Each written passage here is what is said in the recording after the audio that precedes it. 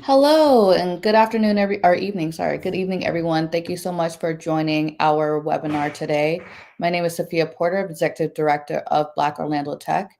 And before we get started, I just want to start off this evening just a little bit more detail about what BOT is and what we do, along with um, some of the different programmings and events that we have coming up in the next 30 days. So I just want to start off with BOT. We are more about tech education, especially in regards to empowering our communities through technology in some sort of fashion or some sort of way. And the way that we do that is we have different cohorts on the tech startup upskilling side, and then we also have our tech startup founders as well, which we're going to go over in regards to our pitch decks. Just a little bit of background about BOT and who we're founded by. We were founded back in 2016 by Joshua Wackler and Mike Felix. We are in Central Florida, so we do have an office here. A lot of our events we do have in person, but we're again happy to be able to provide this in person online event tonight. The individuals that we do serve are our tech startup founders, technology professionals, professionals seeking to transition into tech, and then college students and graduates. With our upcoming program, as I was mentioning, we have our upskilling and, of course, our startup wing. We do have our Python upskilling cohort that is getting ready to start actually tomorrow. So if you know someone or if yourself are very interested in Python and just introductory coding, on the next slide, I'm going to show you a QR code that you can screenshot or scan with your phone for you to put in an application so you can join the orientation that is tomorrow, with classes actually starting up next week on Thursday evening at 7 p.m. Eastern Standard Time. And then with our startup, we will be having our accelerator starting April 1st. We are already putting out open enrollment of applications, along with us being able to premiere our self-led incubator program as well for startup in April as well. This is the QR code to all three of those programs. So if you're interested in Python, just scan or screenshot this QR code. All this information can also be founded on our website. If you just go to blackorlandotech.org, under programming, you'll be able to see as well all the information in regards to these programming and where you can sign up. In regards to our upcoming events, we have 3 great events that are upcoming. We have one actually on March 5th, which is actually next week, on agile leadership. That one will be in person here in Orlando in our Credo Conduit office in downtown Orlando. And then we have our trajectory conference. So if you are a small business owner, a contractor, even if you are a tech startup founder as well, we highly recommend you to join this conference with us. That'll be on Saturday, March 15th. It is all day, but we will be providing breakfast and lunch, and we have a pretty big itinerary of speakers that will be coming and talking on different various topics when it comes to business. And then on March 28th at 6 p.m. in person, we'll be having our Startup Founder Showcase. We'll be showcasing the different founders and startups that we have been working with locally here in Orlando. So if you have time to come out, want to kind of see like what it means to be a founder, what it means to be a part of the startup culture here in Orlando, being able to network and connect with other people and individuals, that's another great event I would recommend. And this information can also be found on our website, or you can go to our Eventbrite page, Black Orlando Tech, where you can sign up for any 3 of these different amazing events coming up. And then we just want to also, as an organization, just take a moment to thank our sponsors and our partners. We are currently partnered and sponsored with Orange County government, JP Morgan Chase, and also Target as well. Okay, and I'm going to switch it over to our startup director and startup manager for our accelerator program, who they're going to, Jehu and Joelle Francois, who are going to go over and talk more about the startup program, but really just showcase what it means to have a really killer pitch deck and how to really pitch yourself when it's talking to founders, especially when it comes to your startups, and especially like what we're looking for if you're interested in joining our accelerator program for April.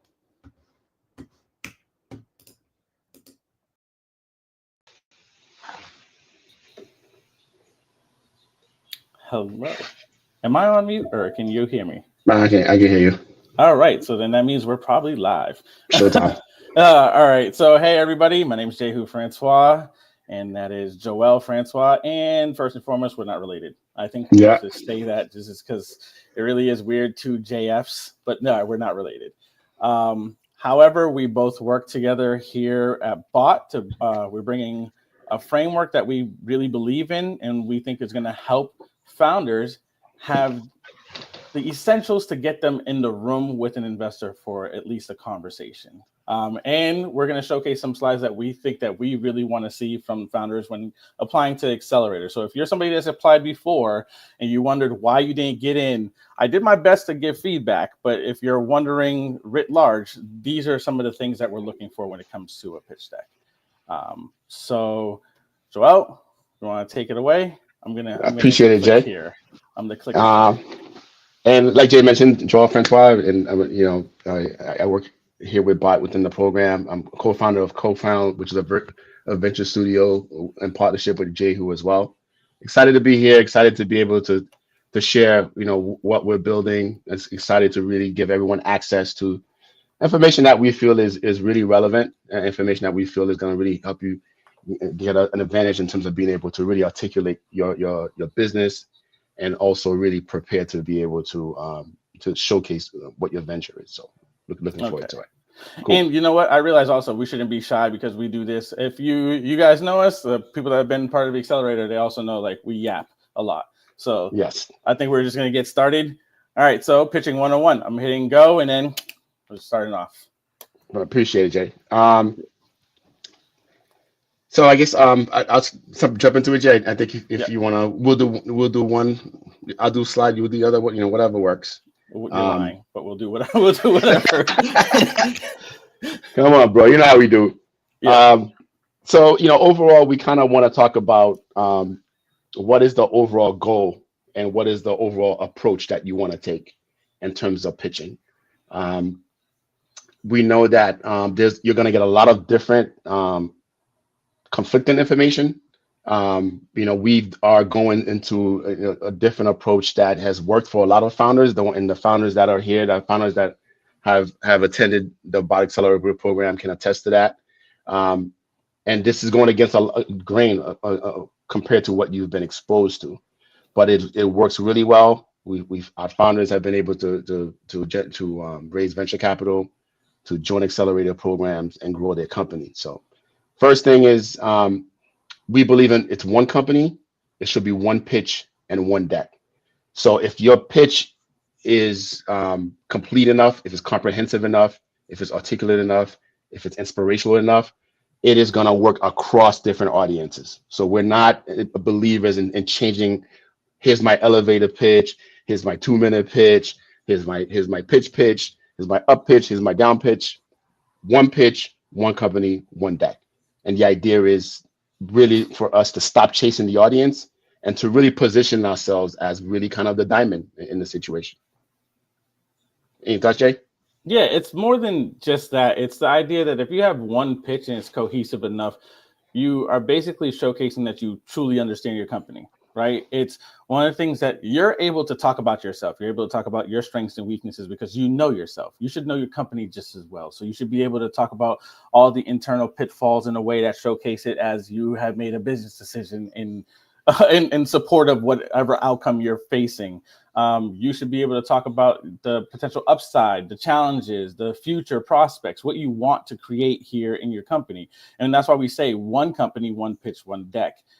Within the deck, you can still pull slides away for certain audiences if that's how you feel like. But the pitch is essentially going to be the same thing.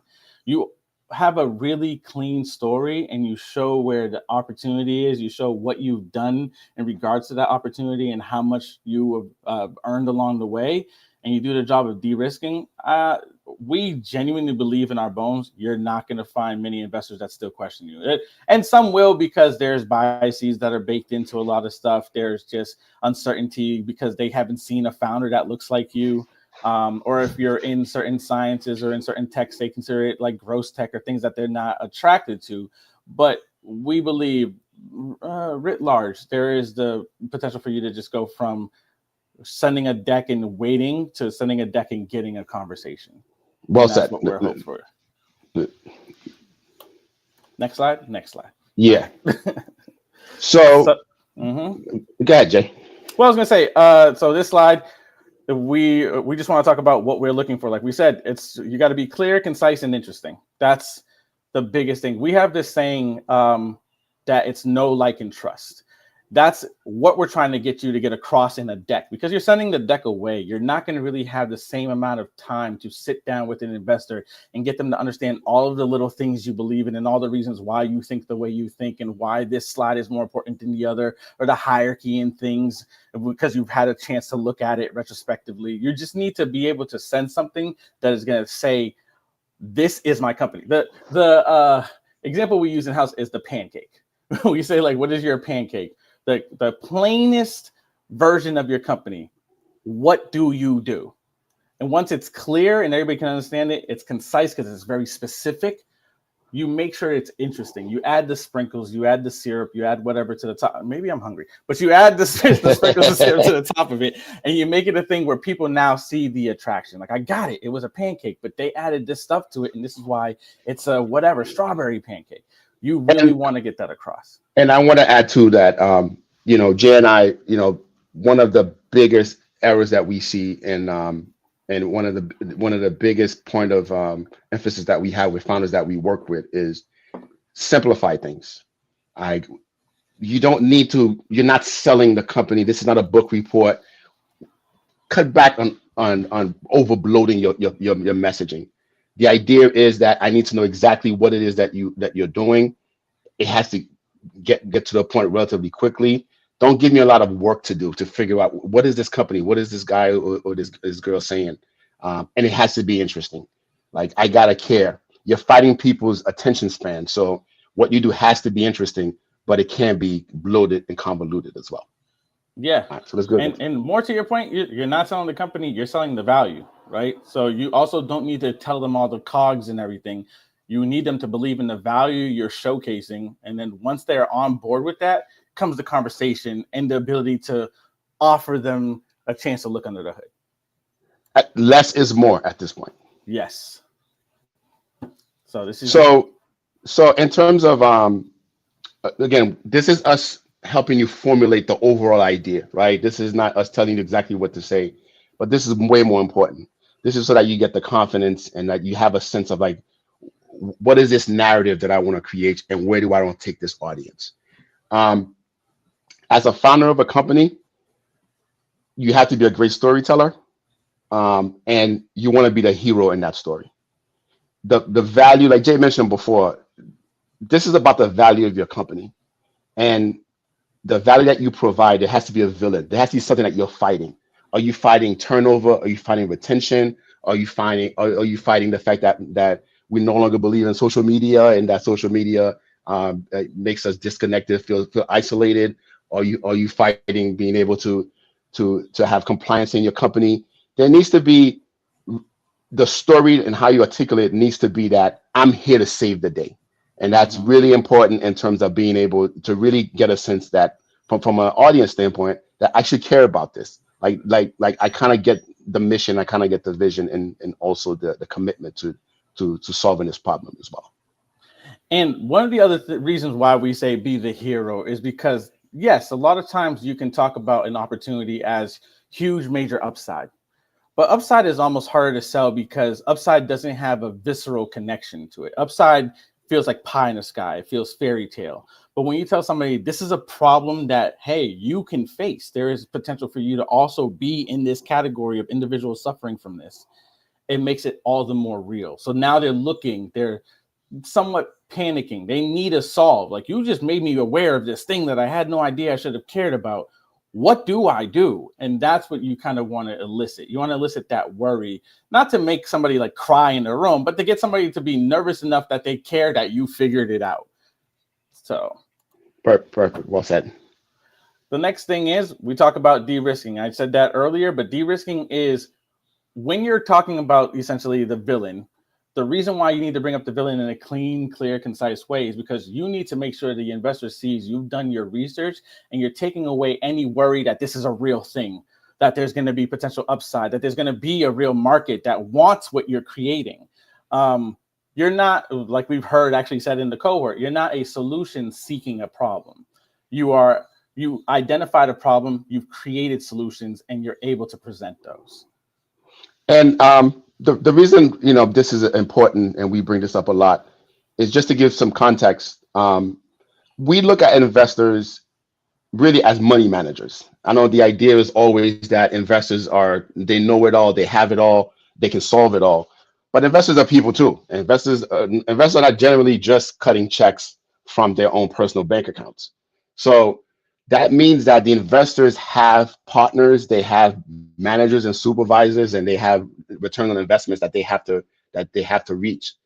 So that means that they are under a lot of pressure to remove risk from any decision that they're making. So when you start thinking about it in that context, then you start to understand, and you can leverage the fact that remove the risk from the equation from them. Show the audience that you're not a risk. Show the audience that your business is not a risk. Show the audience that my solution is not a risk. And the more you do that, the more comfortable that your audience is going to be. Again, I know we're going to talk a lot about investors, but it could be leverage in a sales process as well. But for the context of this conversation, we're going to talk about it from an investor standpoint. It's the more risk you remove from the equation, the more comfortable an investor is going to be with you, and the more confidence they're going to have in what you're trying to do as well. Just to make you aware, it's not Megatroning, but you're doing glitching. So I don't know if you have an extra window open. This happens during cohorts sometimes too. We're just being real. I'm gonna jump to the next slide. It looks like you're miming. All right, so FOMO, building momentum. One of the biggest things that you need to do in your deck that we talk about is creating this narrative that you have already missed out, Mr. or Mrs. Investor.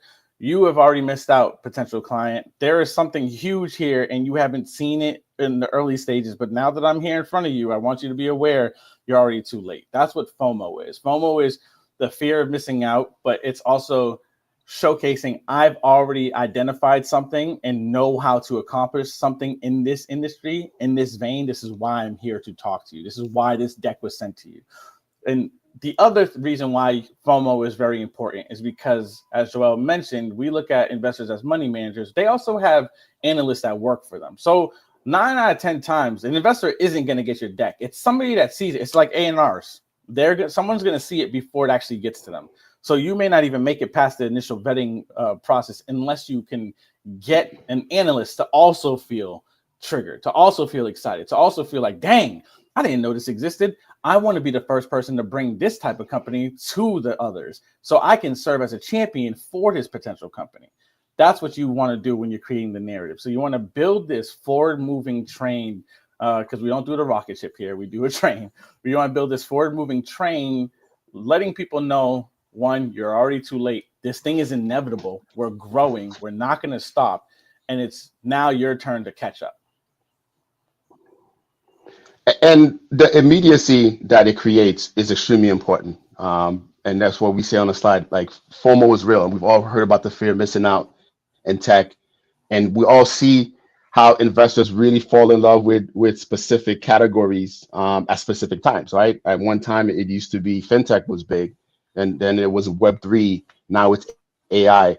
Again, investors are people as well. So you want to be able to show that there is a lot of momentum in terms of what we're doing. There is a lot of momentum in terms of what we're accomplishing. The time is now. The feeling is now. The opportunity is now. And that is also going to help you a lot in terms of when you have investors that are kind of on the fence. But again, the idea is that we want to convey that we have this momentum already. We're not at a discount. One of the things that some founders say a lot is that you want to position what you're doing in terms of a discount for the sake of the investor right now. You can get on board right now with a $200,000 check, or you can get on board in a year with a $2 million check. So that is where you can really leverage that in order to really to communicate that this is an opportunity that can't be missed. And that's extremely important in terms of getting that term sheet being sent to you as well. Yep. Next. Oh, this is what we just said. Does it bear repeating? Yep. It's a bullet train. Like, just understand, Yeah. it's a bullet train, not a rocket ship. Yeah, I guess it does to a degree, right? It definitely does. I think we all hear the rocket ship analogy all the time in tech. That you just add fuel to the fire and you're just taking off, and like then now you head towards an exit. But that's not what the journey is. We believe that the journey is just like a bullet train. There's going to be lots of ups and downs. So initially, what we're showing and just like leveraging the momentum is that the first thing you want to do with your company, you want to shut the company is like a train that's out of the station. That you're getting momentum, you're picking up speed. From there, you want to show an investor that, hey, you want to get on board when the train is still not at its full speed as of yet. But again, the idea really is, this is really for you as founders, is to understand that what you're doing right now is not what your company is going to be. There are going to be this ups and downs, that it is peaks and valleys that you're going to have to deal with. So when you use that analogy and when you really think about it, it kind of helps you go along as you get through some of the dark times of being a founder. Yeah, I think also maybe it's one of those things, because we talk about it a lot with, we talk about it a lot with founders. I think it's one of those things where when you get the analogy rocket ship, there's this expectation of escape velocity, right? Like you're just going to hit this point where nothing else matters because you're just growing forever. But that's not the reality. Like, even when you are a company that is in Series D, there are still pitfalls you're unaware of. There are still challenges that are going to come down the line. And I think the reason why we lean more towards the train is because you're initially in city limits. So this is the time for investors to jump on board. You're still figuring out little things here and there. And then you can grow and hit a little bit of the open countryside where you've got this ability to really build momentum and go like lightning. But then you're going to hit another city because there's another stop, and that's your next series. That's your next raise. That's your next bout of problems and issues facing, like my sales funnel doesn't work the right way or whatever. And I think the train works better than saying you're drifting in space. It just feels, now when you really think about it, it just sounds dumb. Like it's like you're drifting in space. Like I made it to space. Now I don't know what to do. I'm in this vacuum of darkness and I have no idea how to navigate. Whereas at least we're saying you're grounded. Well, I like our analogy better now. Like you're grounded. You have speed. You stop in intervals, allowing people to come on and reassessing stuff. And then you hit those limits again. You know what? Yeah. Pat on the back. I kind of like that. I like that better. So that's where we're at. It's a bullet train, not a rocket ship. It took me a while, guys, but bullet train, not a rocket ship. The journey's not smooth. Yeah. You know what? I like it. Next. All right. You there. This is a quantitative opportunity. I'm going to do this because apparently your video decided to make it feel like you're in 1993 and you are just reliving how it used to be with dial-up. So I'm just going to take over quantitative opportunity while you close certain things. A quantitative opportunity is basically showcasing your upside, showcasing where this is where people say like Sam Tam Sam. We don't really use that here. How we do things, we lean into showing that we understand the numbers, showing that we believe in the market, and having the data back us up in our discussions makes it so when you walk into a room with an investor, there's more leverage on your side. Again, we don't have the benefit of always pattern matching an investor. We don't have the benefit of pattern matching even industries with an investor.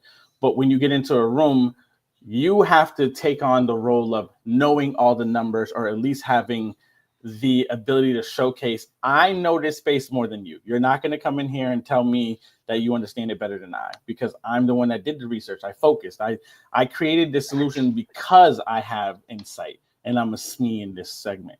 So that's what we're saying about quantitative opportunity. We want you to use the numbers to really showcase your credibility, to really showcase that you understand how It's an important part of the narrative, just to also prove that there is money through this story. Are you good, Joel? Can you hear me okay? Well, yeah. Yeah, can you hear me? Yes. I know the video's going nuts. So I'm sorry, everybody. You got to roll with us. The and just to back up what Jay's saying, and go back to the analogy of investors have bosses. Um, this is the opportunity that you have to get credibility and to show that from the investor standpoint, you care about what they need. Um, in the cohort, we kind of call it's kind of like a dance, right? This is you not being selfish. We know that the investor needs to be able to be confident in an investment decision, that they need to be able to show that they can get a return. And you leveraging data, numbers, research, and current trends helps them understand that there is a huge opportunity here. And again, we're not a fan of the Tam Samsung slide that everybody pushes because it doesn't help really convey that message properly. Um, this is an opportunity that you can convey this message early on within your pitch. And from there, they understand that, okay, you are looking to build $1 billion business. You do have a good understanding of what this market looks like or who you're going to target. There is a lot of research around it. The timing is right. So this is again, as you see, kind of the refrain. This is building that momentum as well, and which is extremely important. We recommend that you be quantitative early, and that is how you set the tone. This is again, like Jay said, you're walking into a room and there's going to be biases against you right off the grip. It is what it is, so we have to bring it up. But by being quantitative early, it changes the dynamic in terms of like who's here, what they've done, and how prepared are they for this journey. On to the next. We good? Yep. Value over features. This is one that if you were in the cohort, you know we really get at you guys for this, and it's something that we do naturally. This is the tap dancing that we all do as founders. We believe in showcasing your value over your features, but in some places, people use features as if they were their value. My company lets you do, I can make it so you can transfer money from here to there faster. Great, but what is your company? That's not the value that you can travel from here to there. It's like I do it safely and I enable it between individuals that didn't have the ability to do it before. Oh, fantastic. The feature is immediacy. The feature is quick and it's covered. You have to be able to showcase the value, why it's important. Why should I really care about your company? The features only then serve to address problems that you showcased earlier. That's how we have you craft your narrative. You have anything to say And about that? I want to add to it, and we do understand we're founders as well. Yeah. Can you hear me? Yeah. Can you hear me? Yep. Okay. All right. So like, because we are currently founders, we are running our own companies as well. So we've been there. We understand that from a comfort level, for founders, it's easy to go back and just lean on your features. Tech kind of makes you feel like it's all about your software, it's all about your features. But at the end of the day, it is not what's going to get you over the hump. It is extremely important as a founder that you understand what value your company brings. That is one of the most important things. That's probably the biggest part of the work that we do with founders and even ourselves, to be quite honest, to get to this point. It was to understand that my company is not the features. My company is the value that is bringing to a specific group, and getting to a core of what that value is extremely important. So, part of it, we'll go back to the traditional narrative and the traditional process. This really stems from the idea of an elevator pitch. So the idea was like, okay, you got a minute, you're gonna go there and you're just gonna be spit out everything that you can think of at me because you got to get me interested and excited about your company by the time I get to the third floor. And that's not what we do, and we don't recommend it because it hasn't been effective. The numbers are what they are. The idea really is clear, concise, and interesting, that we've said, and focus on the value. This is the value that you're bringing. you want to be able to really dictate the conversation in a way that it's centered around the value that you're bringing, and that your features just enable that value to happen at scale. All right, Next. accomplishments. Yep, this is where you get to flex. Your accomplishments is the I don't want to say let me just say accomplishments is where you get to flex, because I'm trying to remember what other slides we have in this deck. So I feel like this is just a place where you get to put your numbers and let people know. Do we consider accomplishment also where people say traction and we say validation, or is this just accomplishments? How do you want to Correct. play it? Yeah, it's the same thing as validation and traction. Okay, so then the way that we look at it is validation. So usually what you see on decks is traction. Everyone says traction. Traction is just an amalgamation of random factoids that are around your company. It's the things that, like, how many people saw you, like, impression wise, how many people heard of you, like, all of these things don't really amount to showing that people believe in your company.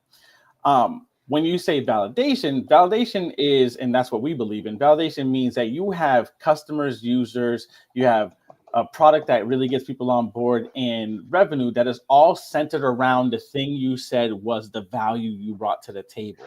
So everyone or everything buys in and serves to that purpose. Like, everything is focused on, we believed in the value you said you offered, and we paid towards that value being applied to our lives.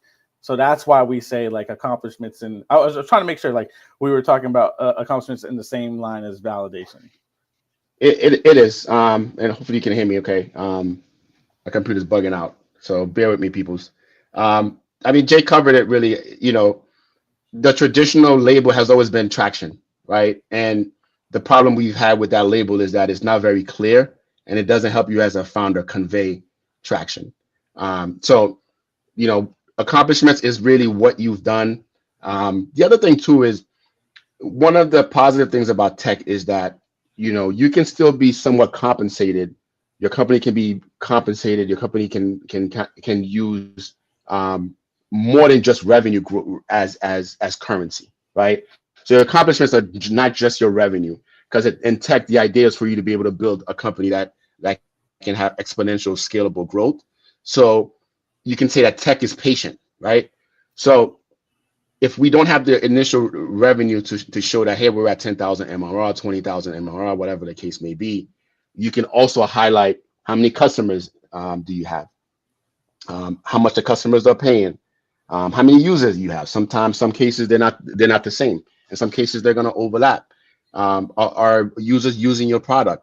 Like, how long For the are they reason using you your put it product out for? there for. Yeah, exactly. For the reason, like, make Yeah. sure that's why I said it's all about validating that what you chose made sense, that people believed in it, and it's the real offering people came for. Not just, I put out a random ad and I got 10,000 people. Do those 10,000 people understand what you do? Did they come because they need what you're selling? Or did they just come because you had a really cool ad? Like, what does that mean? You need to be able to showcase, and that helps you as a founder understand business-wise where you stand. And to back up Jay too, this goes back to you want to be quantitative, right? So we're talking accomplishments. We want numbers, right? And that means that you're going to be able to get comfortable around metrics to show the growth and the performance and the success of your venture so far. So that is, in terms of the holy grail of what investors want to see, it comes down a lot of times to revenue accomplishments. But if you have 10,000, 20,000 users, that you can still leverage that as well. But again, you can leverage partnerships as well. So it's not just to get stuck on the fact that I don't have revenue. There is a lot of other accomplishments that you can convey. There's partnerships that you can convey. There's who is an advocate for your company. So there are a lot of ways that we can do that, especially early on for companies that are fighting to start showing initial adoption as well. Yeah. Oh, the why. The why. I feel like the Um, why is look, look, always vague, right? Like I feel like the why is one of those things that people have like it's a mission statement or it's your vision. The why is just your why. Like why Joel does this thing where during the cohorts or actually any conversation, I feel like he would ask restaurant people the same thing. Like, why does this matter to you? Like, why do you give an F? Like, that's a real question he'll ask almost anybody. I've been in rooms, I've been in meetings with him where he's like, why does this matter to you? Why do you care? Like, why aren't you doing something on like a boat? So for me, why is always vague. I just feel like it's just the underpinning as to why you started this mission, the thing that gets you to always have an anchor that you lean back on when you're going through rough times. There's been plenty of times where I, as a founder, have walked into a room, shut off all the lights, and just cursed the world because it's just tough. And I think the why is the thing that goes, all right, you had that moment. Remember why you're doing this. Keep going. But I think there's so difference in. so I want to add to that. I think it's a great question. I think the why is important because um, a lot of times when we start working with founders, it's always about like the features, the bells and whistles in a lot of ways, right? And a lot of times that gets in the way for a founder to really understand why this matters to them. And until you understand why this matters to you, you can't convey the value. You won't really know what value you're providing to a customer audience if you're not really sure like why am I doing this? Why am I spending 65K, 100K out of pocket? Why am I working these extra 40, 50 hours on top of my 9 to 5 to get this off the ground? And the other thing that it does too is when we're building know, like, and trust, this is how an audience gets to know, like, and trust you, because now I know what you believe in. Now I know why you're passionate about this. Now I know why you give a F. So like that is extremely important. And also it creates a lot of alignment as well. Again, investors are people too. Like your mission might matter more than your product to them. Your vision, your vision is going to matter more than your product to them. Your beliefs might matter to them. And sometimes all of those things are important because your product might not even be relevant to your investor, but they understand why you're doing it.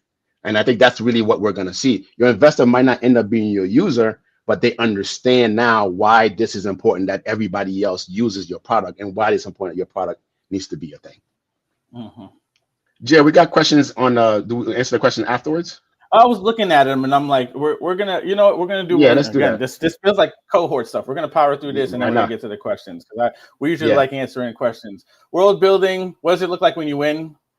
It's literally the 30,000 feet statement that we have with people. We usually say, think about your company when you've won. Say you've been 10 years out. You've already gotten all the investment you can think of. What does the world look like when you've won? You want to be able to showcase that. You know what? Sorry. Something's happening that we love. And one of the founders from a previous cohort is answering a question, and that's dope. So shout Agreed. out to Chris. That's just, you know, it's like a proud father moment. This is cool. He's out here answering. So, let me slow it down. So I'm gonna jump in and talk about the world building part as well. This is Jay Yu's expertise in terms of like being able to really create this world. We call it world building. This world around what does it look like before? How does the world work before your company and after your company? It's a big ambitious question. What does it look like when you win? All these questions are big and ambitious, but that's what investors want to see from you, right? Like, why are you grinding like this if you're not going to be ambitious about changing the world? You want to really look at the impact of what you're doing, and it's not just the impact to your pockets, the impact to your wallet. It's the impact on your community. It's the impact on businesses. It's the impact on industries. Because again, if we go back to the analogy of like what investors have bosses, investors, they need to see 20, if they're lucky, 100x returns, right?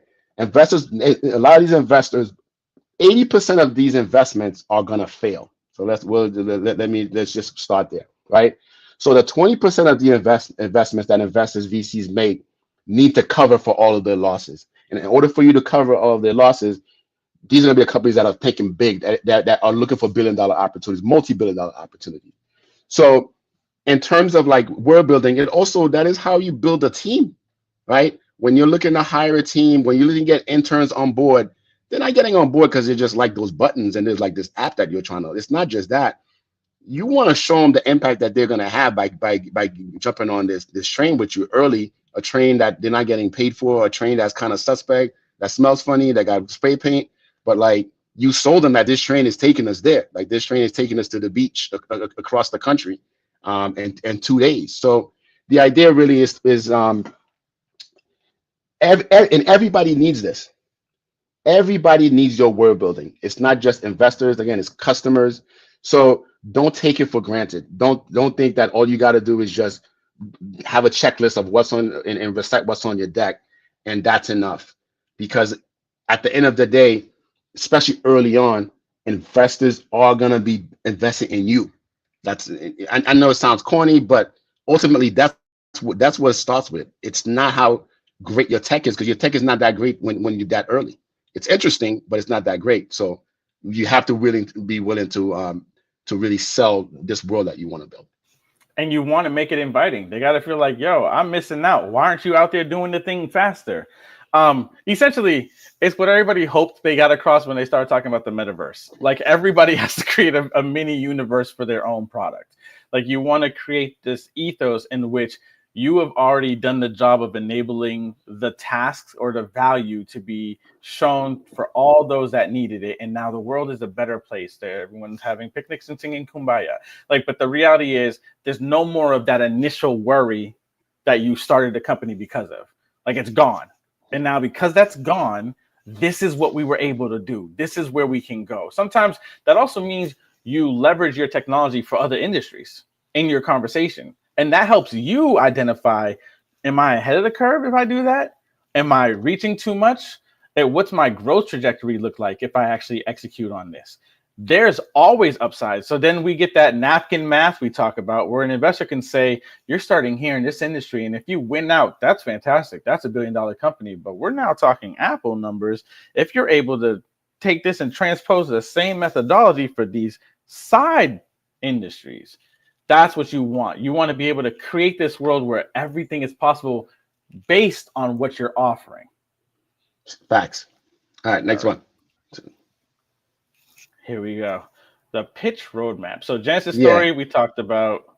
We are lay the groundwork. Big current opportunity, which we talk about. Unique tech, which is the features have a purpose. The features lead to answering whatever it was on the problem slide, saying that for time, like the issue everyone faces is things are fragmented, consolidated hub. The time, it takes too much time to do XYZ, seamless. It's like stuff like that. And I want to add to that, because this is the last, right, more or less the last pitch, right? This is kind of like the overall, so that everybody can get a sense of like, and start kind of leveraging that as a template, right? This is the main components that we want you to think about when you're formulating your pitch. The details, how you say it, how you approach it. You're unique, you're smart. We believe in you that you can figure it out. But in terms of like the initial template, if you don't mind, Jay, I'm gonna go back real quick from the beginning and kind of walk them through it. The Genesis story is why this is important to you. It's the why that we talked about. This is me getting to know who you are, right? So you just don't just go in there and just like brah. This is what happened right now. This is what we have. This, we do that. That's not how it works. You're trying to build rapport, right? That's why I leverage in my sales process for my company. So this is building rapport. This is who I am. This is how this idea started. I was having a barbecue. I got stung by a bee. Now I got this like whatever the story is, right? And it has to be personal, right? If a relative had this problem, a parent had that problem, you got hit by a car and you have this problem, whatever the genesis of the idea is, I think it's important to share that. Then you say who you are, right? This is clear, concise, and interesting. We do this for this audience, so that as an audience, I know exactly where am I going. That's why it's a roadmap. I'm not guessing like where is this company going. I know where the idea started from, and now you're telling them where they're going, and now I don't have to think too much. And I'm gonna show my age, but back in the day when people read newspapers, right? One of the things that you have to do when you write for newspapers is that your first topic sentence in each paragraph has to summarize the whole paragraph. This is so that if somebody stops reading the article, they got the gist of what you're trying to say early. So that's the reason why we talk about, like, don't wait to the end to have this big closing when you've already lost them and confused them. Here's the genesis story. Here's who we are. Here's where we're trying to go. And the big current opportunity, again, is being quantitative. This is what the numbers show. This is how many people need this. This is what consultants are saying is necessary. This is what the purchasing power or spending power is for this group.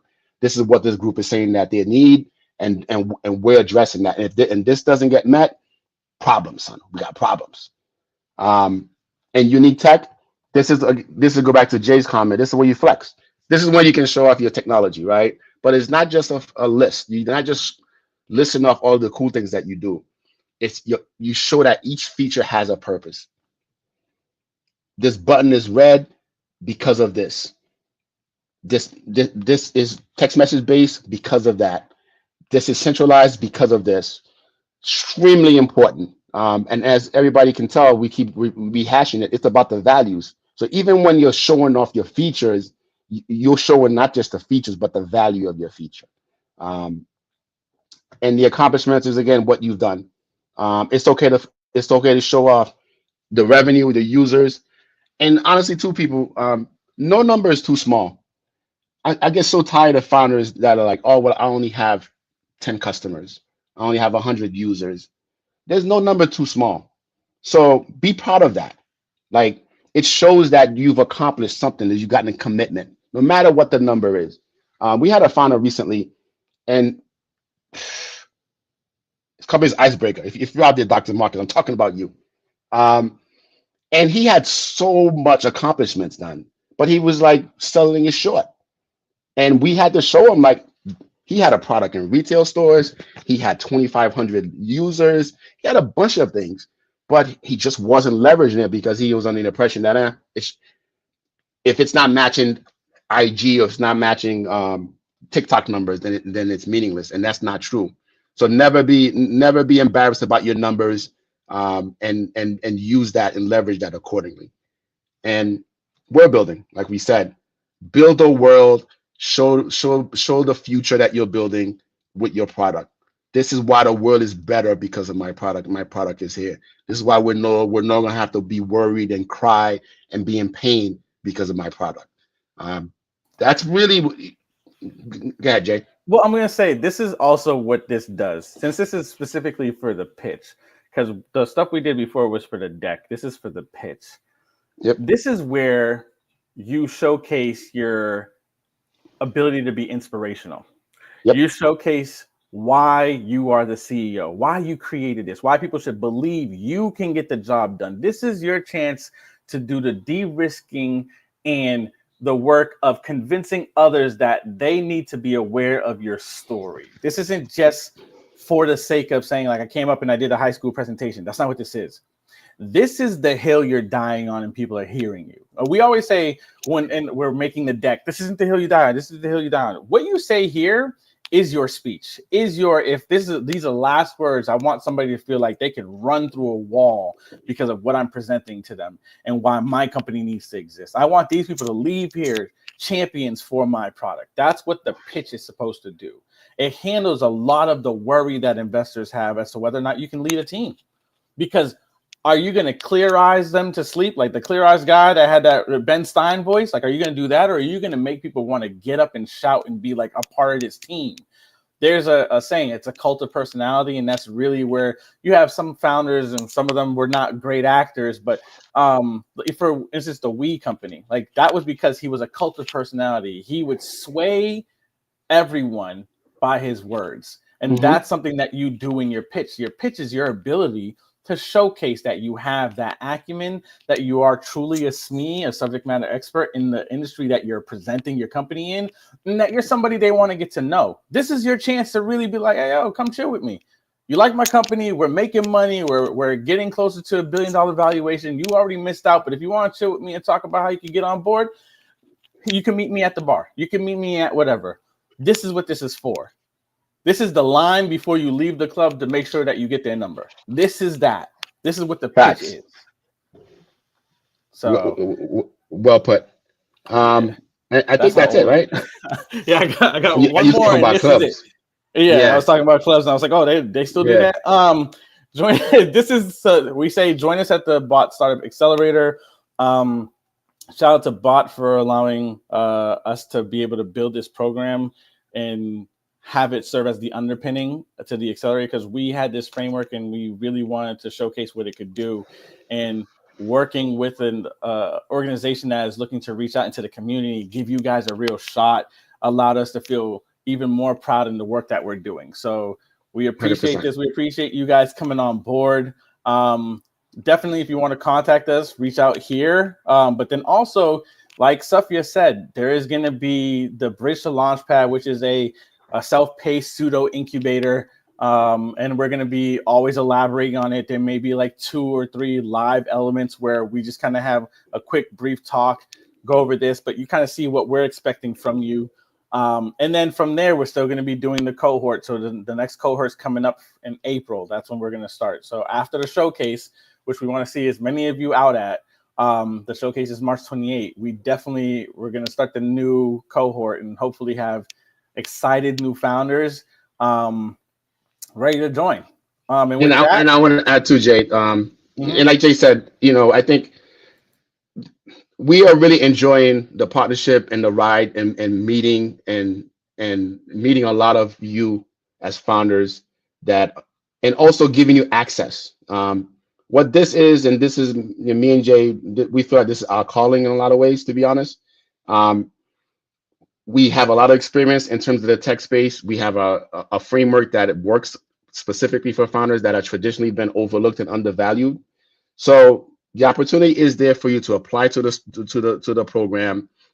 You're gonna see a lot of founders that have been in our program in the comments at events, and they'll tell you how life-changing. I'm a life-changing, I said. That's what they tell us it is. So, if you have a lot of questions and concerns and you're looking for guidance and direction in terms of where you belong in tech, we got you. Like, you're not alone. We've been there. We're in there, so we know all of the pitfalls that you've gone through. And with the partnership with Bot, we are really creating something powerful and new in Orlando. So be part of it. Be an accelerator. Be in the incubator. Be at the events, and reach out to me and Jay. And we are gonna change a lot of lives. So that's all I got. All right. Not too ambitious. Yeah. I was like, yeah. Well, we're changing lives out here. We're making it rain out here. Yeah. All right. So then let's go. I'm gonna answer until Safia says we're cut off and she sandmans us. Okay. We've got some questions that we were asked earlier. So we got, when is the best time to socialize a pitch deck with accomplishments in mind? Is it best to wait until you are confident with this data, since you don't want to pitch potential? The goal is value. Can I answer this one, Jay? Yeah, of course. Because I saw, so this is from Professor P. Reed. Appreciate the question. And I think Natasha Mortimer as well had a similar question. And I think even Cornell had a similar question. So I think, like BJ mentioned, our approach to the deck is different. We want you to stop looking at the deck as like a sales document or a document just for investors to give you validation. We look at the deck as a playbook for your company. We always tell founders, and if they're here, they'll let you know. We always tell them, this deck is for you. The fundraising is going to happen as a byproduct. But what we really believe in is using that deck as your playbook so that you understand the core of your company. You understand how to be quantitative. You understand the problems that you're solving. You understand the features. You show how it works. You show your revenue model. You show your target market, your beachhead. So there's a lot of things that you can do. So, in terms of what we recommend would be that first focus on using the deck as your guide for your company, and then from there start to really identify what you want in terms of if you're looking to fundraise. So it's not necessarily, so the first step is not let me just get a deck done and send it out. It's really go to the process of the deck. Again, get into our accelerator. Well, that's the work that we do. It's that's centered around that, is getting you, to get a full-fledged idea of like, and really unpack your company. And so I hope everybody that's asking about like when should I have a deck, should I have it right now? Don't think of it that way. Just think about like, when do I need a playbook to make some business decisions? And if it's right now, then it's time to start putting one together, if that makes sense. Yep. And does it, like Joel said, is it helping you along the way? Because you use this for your business decisions. You should have a pitch deck. Like if you know kind of what you want to build, go build it. But you still need a pitch deck so you understand, am I targeting the right people? Is there really an opportunity? Like, is this a problem I uniquely have, or is this something that there is a larger community for? And it just helps you. The deck that we do is to put the leverage in your hand. It's not, again, like Joel expressed, it's not for the sake of selling you to the investor. We don't do that work here. We do not sell you to the investor. The investor missed out. That's what we say every time. The investor missed out on you. So the work we do is to help you understand what they've missed out on. And so you can also, if ever propositioned in line, what do you do? What's your company? You're able to turn around and rapid fire core functionality. And they're like, oh, okay, tell me more. You want that. Because we do that work, and everybody will tell you that's gone through it. They hate that because it's like we whittle your company down so you understand it for what it is at its base. Without the I can do whatever and go to the moon, nobody cares. Like when you express too many things about what your company can do, you now sound like somebody that's hemming and hawing, looking to try to get somebody to like you. And we're not here to do the job of getting you to like me. We're doing the job of making sure you understand the value. Does this trigger something in you? Do you feel as though I'm talking to you? Great. You want to learn more? Fantastic. Oh, I so happen to be a nice guy or a funny person. That's fine.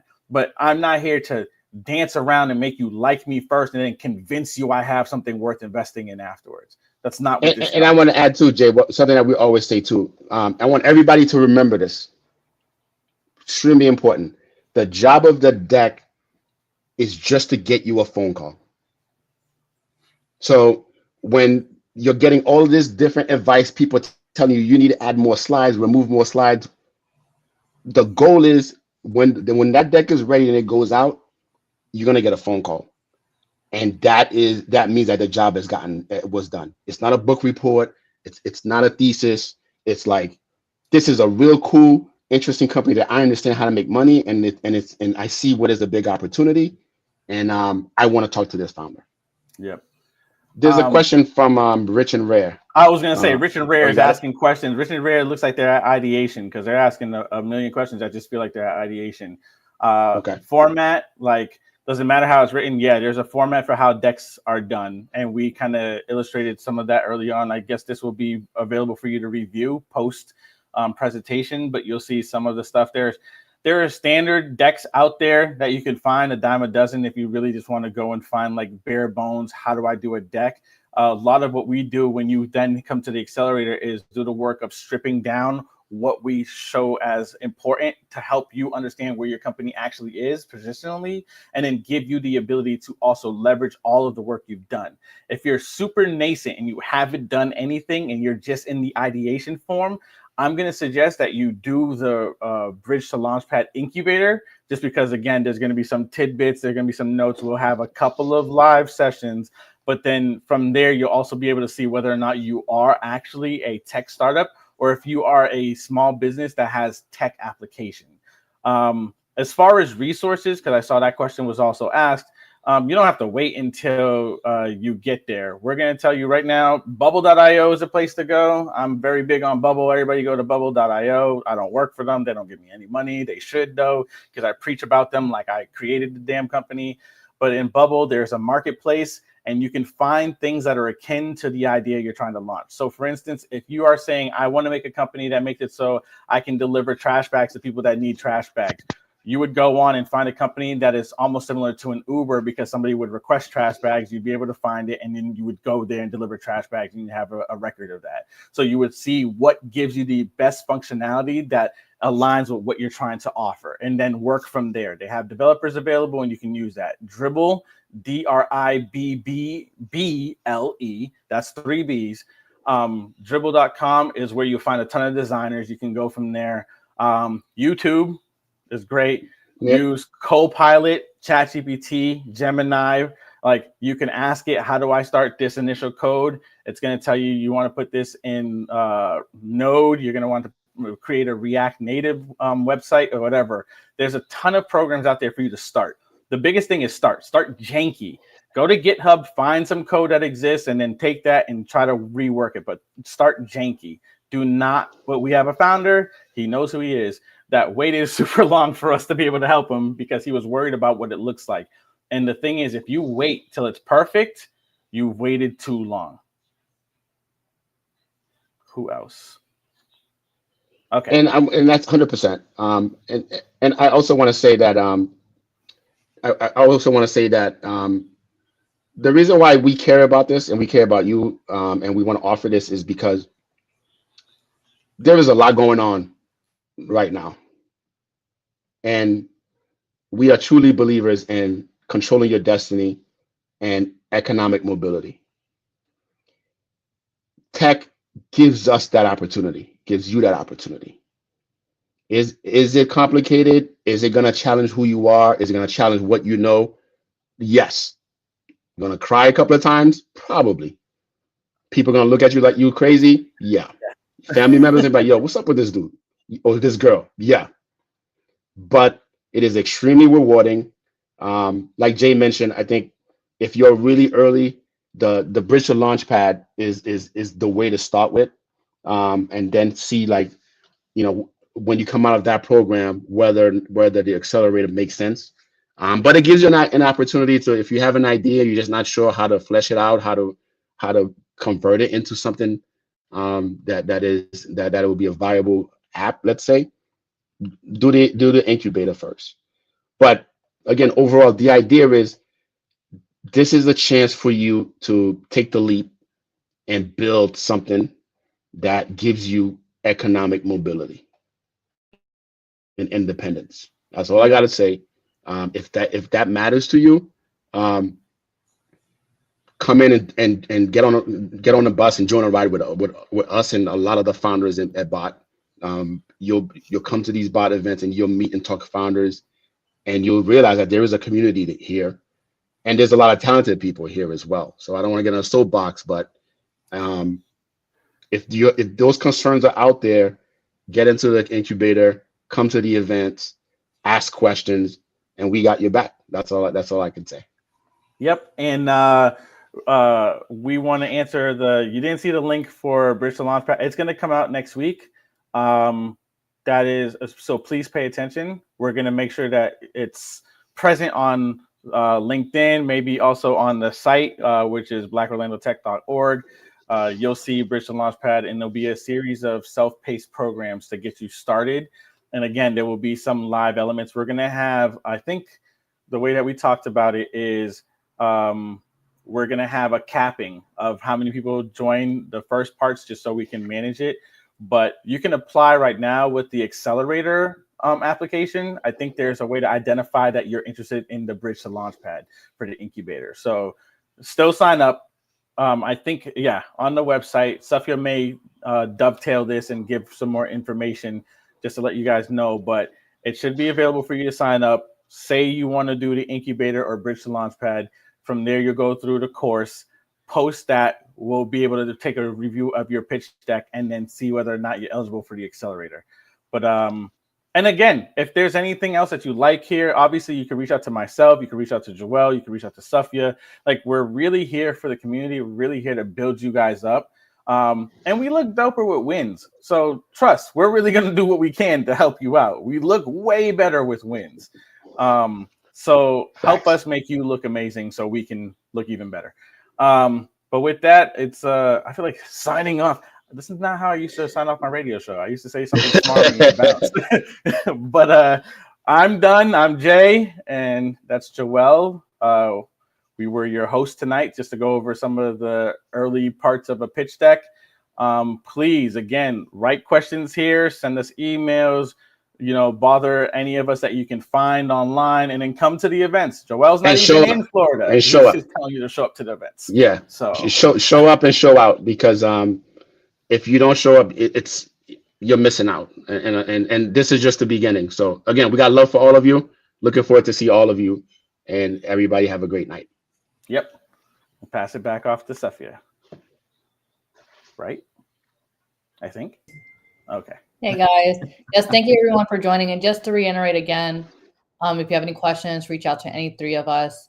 But also just in regards to that Bridge to Launchpad, you'll be getting an email from me announcing that fully next week. But you can, in the meantime, go to blackandlittech.org, go to underneath programs, hit the tech accelerator, hit the application, and you can still just fill out. In the meantime, if you know that's for sure something that you're going to want to do regardless. So, but thank you everyone, and I hope everyone has a great and safe night.